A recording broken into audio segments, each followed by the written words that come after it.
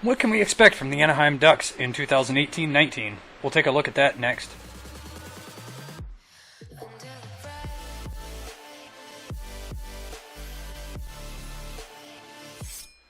Yo-ho, everybody, and welcome to another edition of Yinzer on Hockey. Before we begin, make sure you go down below, click that like button, click the subscribe button, and make sure you click that little bell so you stay up to date on all the off-season happenings. So today I'm going to start taking a look at the upcoming season and giving you a personal preview of what I expect from each team in the upcoming 2018-19 season. I'm going to start today with the Anaheim Ducks, and things I'm going to be looking at is key additions and subtractions, who's going to lead the team in scoring, do they have any award candidates on them, projecting the goaltender stats, and looking at the overall team and where I project they're going to finish as far as total points and where they finish in the standings, and if they make the playoffs and how far I think they'll go in the playoffs. So taking a look at the first bullet on there is key additions and subtractions.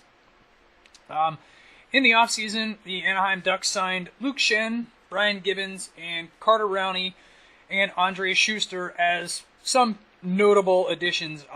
This was an attempt for them to try to make their team younger and faster, trying to keep up with the Vegas, Winnipeg, Nashvilles of the Western Conference, as the game's getting a lot more skill-based, and the days of the punishing, hard-hitting forwards is kind of going by the wayside a little bit. So Anaheim's trying to get ahead of that movement, trying to get younger and faster, and a lot of these additions will help in that regard. Carter Rowney was very good for Pittsburgh as a depth player, plays great on the penalty kill, pretty skilled at face-offs and moving the puck around, so he's going to add great depth to them. Luke Schenn, going to be a great addition to their blue line. And some of the key departures for Anaheim, they did pretty well protecting the guys they have on their roster. They lost Derek Grant via free agency. He signed a one-year contract with the Pittsburgh Penguins, and J.T. Brown moved on to the Minnesota Wild. So not many huge losses for Anaheim. As far as who I think can lead the Anaheim Ducks in scoring, they have a few potential candidates. Obviously, Corey Perry, Ryan Getzlaf, they're going to be noticeable on the score sheet. But I'm going to go with Rickard Rakell in this one. I think he's been blossoming into a great young player, been adapting to the overall game of the Anaheim Ducks for the past few years, and I do look for him to take that next big leap. I look for him to have the potential to be possibly a 35-goal scorer. You could see him in the 50 to 60 assist range. So I see him as a potential 90-point scorer for the Anaheim Ducks, and I think he will lead the Anaheim Ducks in scoring this year.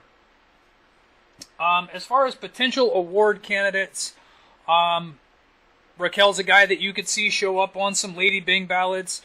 And if he does break into that next tier, get up in the 90 to 95 point scoring range, obviously he's going to inject himself into the conversation for Hart Trophy or Ted Lindsay awards. I'm not ready to put him there just yet. As far as their goaltending, John Gibson did finish last year 6th in Vezina voting.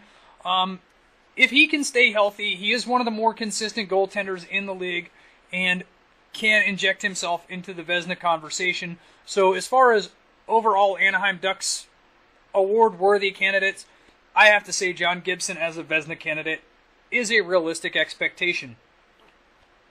How I would project Anaheim's goaltenders this year, John Gibson is a very solid, steady goaltender. He has had issues with health in the past, and that's what I am fearful of. But I'm going to project John Gibson in the 917 to 925 save percentage, possibly 2.65 to 2.9 goals against average.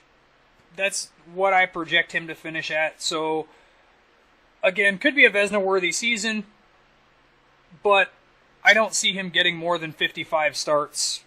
So I think that's going to hurt his Vezina credibility. So last year in the standings, the Anaheim Mighty Ducks finished with 101 points, second in the Pacific Division. So where do I project them going from there? I project a little bit of regression, actually, from Anaheim.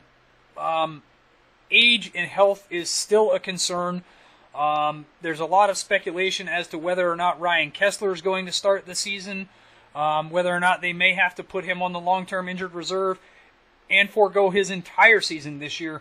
And that's a scary prospect because that's not an easy guy to replace the production of. So we'll see how that goes going into the season. I project that Anaheim is going to finish the season with about 98 points, finish third in the Pacific Division. So that leads me to my final bullet. Will they make the playoffs? Yes, I do believe they make the playoffs. I do see another first-round exit, and maybe it's time for Anaheim to reconsider their position with Randy Carlyle and reconsider the core of their team and see if they can try to move some of these heavy contracts around to try and continue that youth-based movement.